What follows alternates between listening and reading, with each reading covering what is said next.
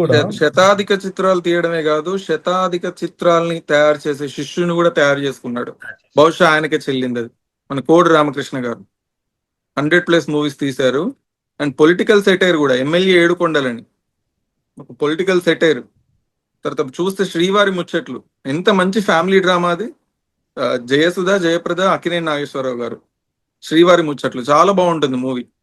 And ఒకటేంటంటే, నేను దాసరి గారు ఏ దర్శకుడిలాగైనా సినిమా తీయగలరు, కానీ దాసరి గారు లాగా ఎవరు సినిమాలు తీయలేరు. ఏ దర్శకుడు కూడా కాపీ చేయలేడు ఆయన. ఆ వెర్స్టాలిటీని అంతో కొంతో చేసింది ఎవరంటే, మళ్ళీ అది ఆయన శిష్యుడే అయి ఉండాలి. అది మన కోడి రామకృష్ణ గారే చేశారు. ఆ బాటలో నడిచి కొంతవరకు సక్సెస్ అయింది ఎవరంటే మళ్ళీ మన కోడి రామకృష్ణ గారు. ఎందుకంటే ఆయన కూడా అంత వెర్స్టాలిటీ ఉన్న సినిమాలు తీశాడు.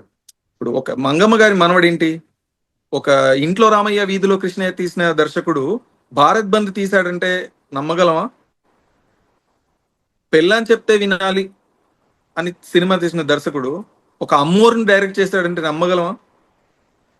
నమ్మలేం.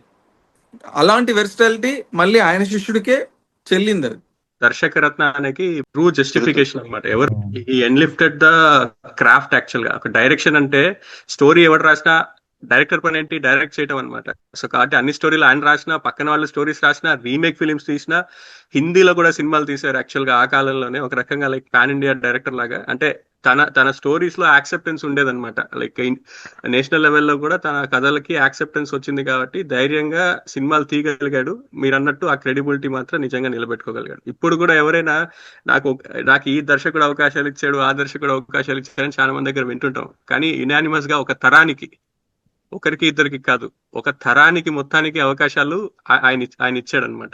డైరెక్టర్ కి ఒక డిక్టేటర్షిప్, అది కూడా in the right sense. Not just ఏదో నేను చెప్పింది తీయాలని కాకుండా ఇన్ ద రైట్ సెన్స్. ఆ కమాండ్ చాలా బాగా తీశారు నిజంగా.